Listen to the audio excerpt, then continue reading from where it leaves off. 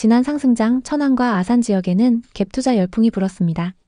적게는 내 돈 5천만 원으로도 집을 살 수 있었죠. 당시 부동산 전문가들은 천안은 전세가율이 높아서 갭 투자하기 좋은 지역이라고 홍보했습니다. 이런 이야기에 휩쓸려 많은 투자자들이 전세를 끼고 집을 매수했습니다. 그때 갭 투자했던 분들은 지금 어떻게 됐을까요?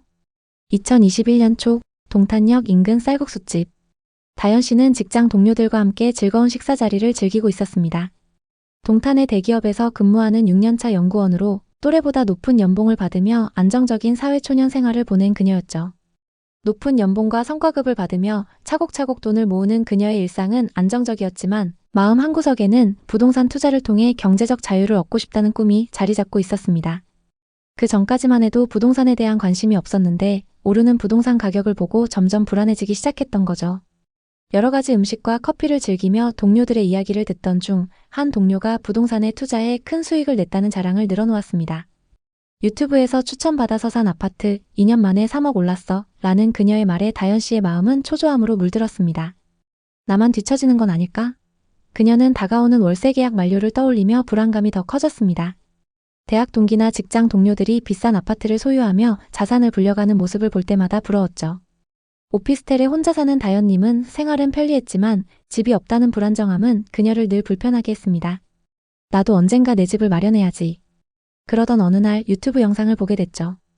영상 속 부동산 전문가는 천안의 아파트를 추천했습니다. 단돈 5천만 원으로 아파트를 살 수 있어요. 갭 투자의 성지 천안으로 오세요.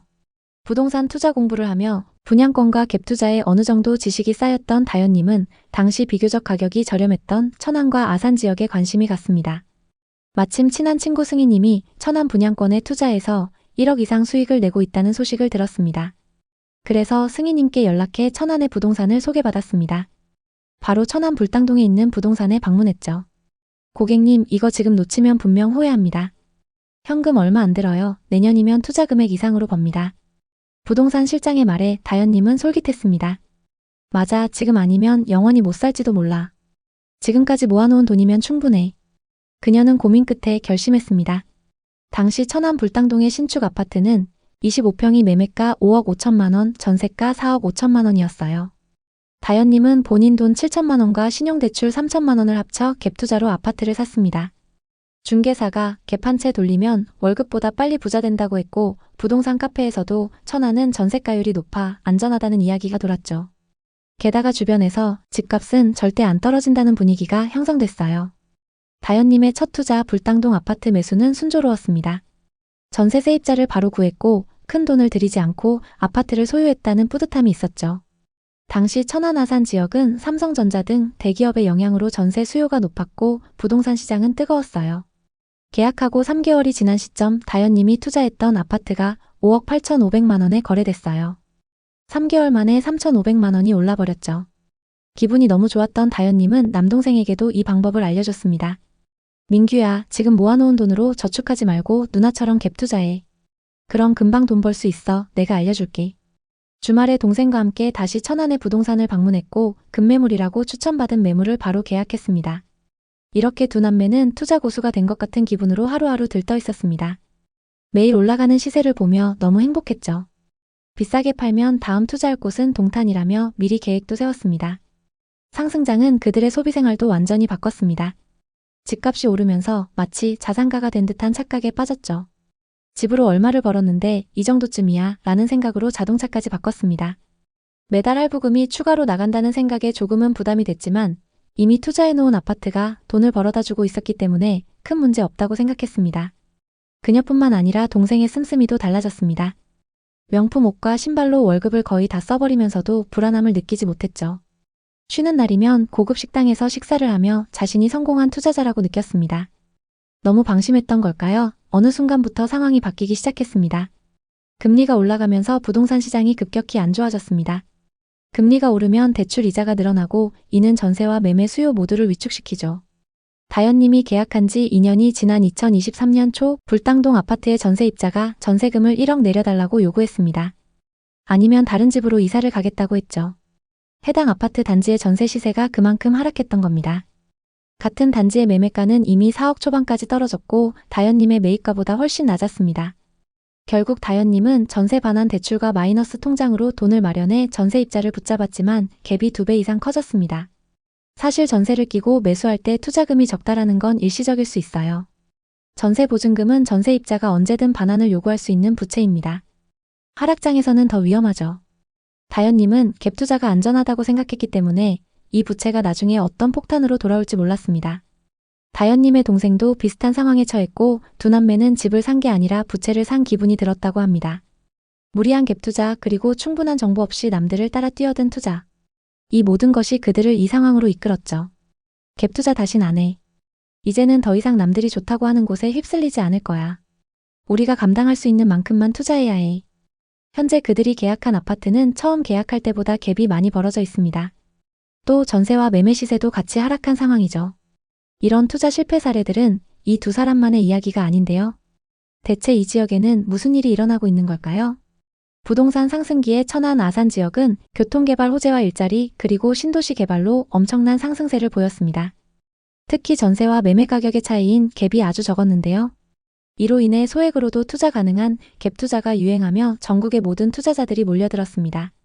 그 시기에는 전세 사기 사건들이 발생하기 전이었기 때문에 많은 사람들이 손쉽게 갭 투자를 할 수 있었죠.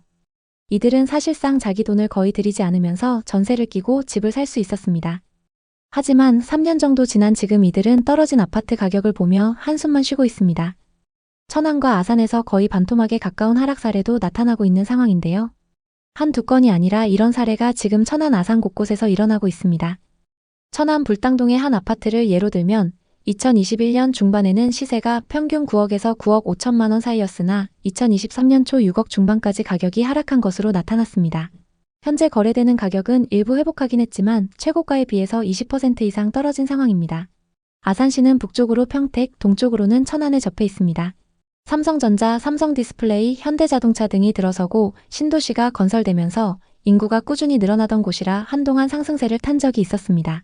천안과 아산은 지리적으로 맞닿아 있어 하나의 생활권이라고 볼 수 있습니다. 이 말은 천안과 아산의 아파트 시세가 같이 움직인다는 뜻이기도 합니다. 실제로 2020년, 2021년 부동산 상승기에 두 지역 모두 가격이 올랐고 하락기에도 비슷한 수준으로 하락했습니다. 탕정에 있는 탕정 삼성 트라펠리스를 예로 들면 21년 10월 최고가 5억 6천만 원에 거래됐지만 25년 3월 3억 6천만 원까지 하락했습니다. 최고가에 비해서 2억이나 하락한 상황인데요. 이러한 변화는 금리 인상, 경제적 불확실성, 그리고 공급 과잉 등이 복합적으로 영향을 미친 결과로 분석됩니다. 이제 천안 아산의 부동산 시장, 특히 비싸게 거래된 지역들의 현재 상황에 대해 자세히 살펴보겠습니다. 그럼 11억 7천만 원까지 거래됐었던 아파트부터 살펴보겠습니다. 천안시 서북구 불당동에 위치한 린스트라우스 2단지입니다. 이 아파트는 2017년식 557세대 최고 31층의 아파트입니다. 신축급 단지의 규모도 크고 불당동 중심 상권도 가깝기 때문에 전세와 월세 수요가 높습니다. 아산 탕정과 배방이 인접해 있고 천안 아산역 접근성도 좋습니다. 113타입 분양가는 4억 1천만 원이었고 21년 최고가 11억 7천만 원에 거래됐습니다. 상승장일 때 분양가에서 7억 6천만 원이나 상승했습니다. 이 아파트의 현재 시세는 어떨까요? 최근 6층 매물이 9억 4천만 원에 거래되면서 고점 대비 2억 3천만 원이나 하락했는데요. 정말 이 정도로 많이 하락했을까요?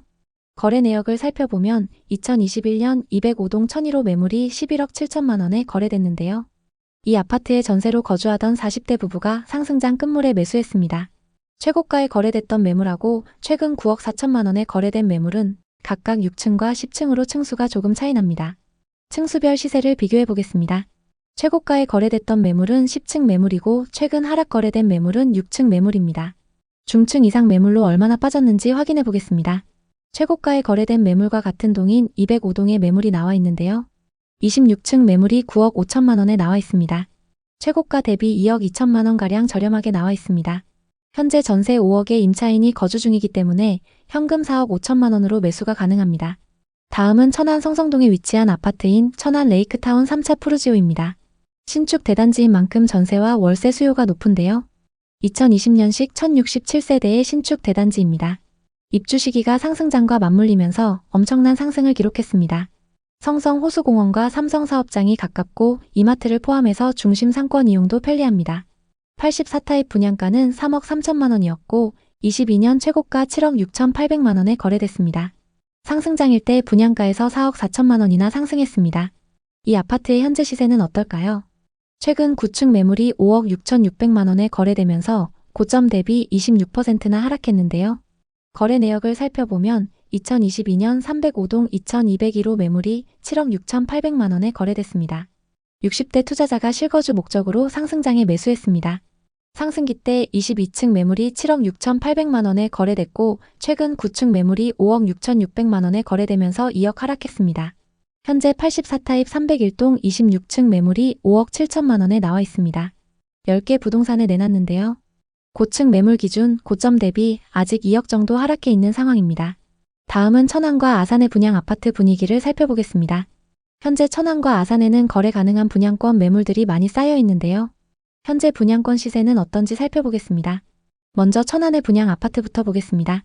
청약 당시 고분양가 논란으로 미달을 기록했던 힐스테이트 두정역입니다. 84타입 평균 분양가 5억 4,800만 원대로 분양을 했는데요. 현재 분양권 시세는 어떨까요? 1호선 두정역 인근에 위치한 단지로 997세대이고 곧 입주를 앞두고 있습니다. 인근에 25년 입주하는 단지들이 있어서일까요? 대부분 매물에 마이너스 프리미엄이 붙어 있습니다. 현재 84타입 매물 중에는 분양가에서 3,500만 원까지 하락한 마피 매물이 있습니다. 105동 16층 매물이 분양가 5억 4,300만 원에서 3,500만 원 떨어져서 나와 있습니다. 다음은 아산입니다. 청약 당시 99타입을 제외하고 미달을 기록하면서 흥행에 실패했던 한신 더유입니다. 이 단지는 아산 중심부에서 벗어난 입지에 들어설 예정입니다. 그래서인지 현재 대부분 매물에 마이너스 프리미엄이 붙어서 나오고 있습니다. 25년 하반기 입주 예정인데요. 현재 104동 7층 84타입 매물은 분양가 4억 600만 원에서 마피 2,500만 원이 붙어서 분양가보다 싸게 나와 있습니다. 이어서 미분양 현황입니다.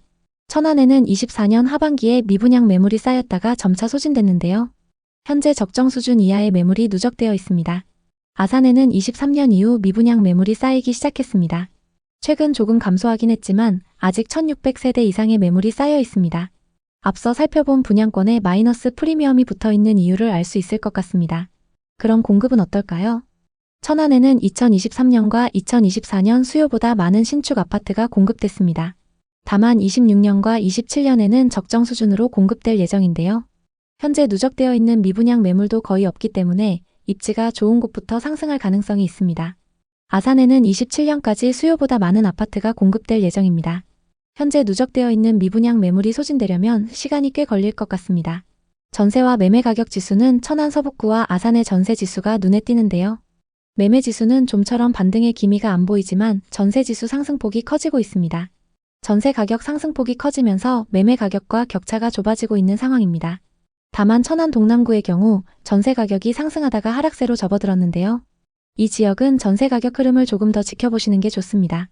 천안과 아산은 인프라가 좋아질 가능성이 높아서 더 하락하기보다는 일정 시점에 반등할 거라는 전망도 있습니다. 반대로 아직 하락장이 끝나지 않았고 2026년쯤 돼야 금리나 경기 흐름이 안정되지 않겠냐는 의견도 많습니다. 매수 우위 지수도 매우 낮은 수준이라는 평가가 있는데 쉽게 말해 현재는 집을 살 사람보다 파는 사람이 훨씬 많은 상황이라는 뜻입니다. 당분간 이러한 기조가 바뀌지 않는다면 집값이 빠르게 오르기는 어렵다고 봐야겠습니다.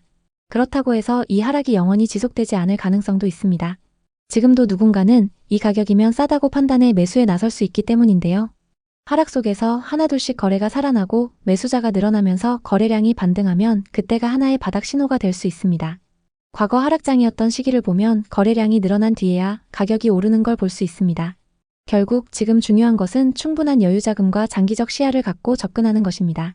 지금 당장 매수에 단기 차익을 기대하기는 어려울 수 있지만 어쩌면 2, 3년 후 반등을 고려하고 준비한다면 남들보다 싼 가격에 내 집을 마련할 수도 있습니다. 천안 아산에 관심 있는 분들에게 도움이 됐으면 좋겠네요. 오늘도 영상 봐주셔서 감사합니다. 항상 여러분의 성공적인 투자를 응원하겠습니다. 오늘 영상이 도움되셨다면 구독, 좋아요 부탁드립니다. 감사합니다.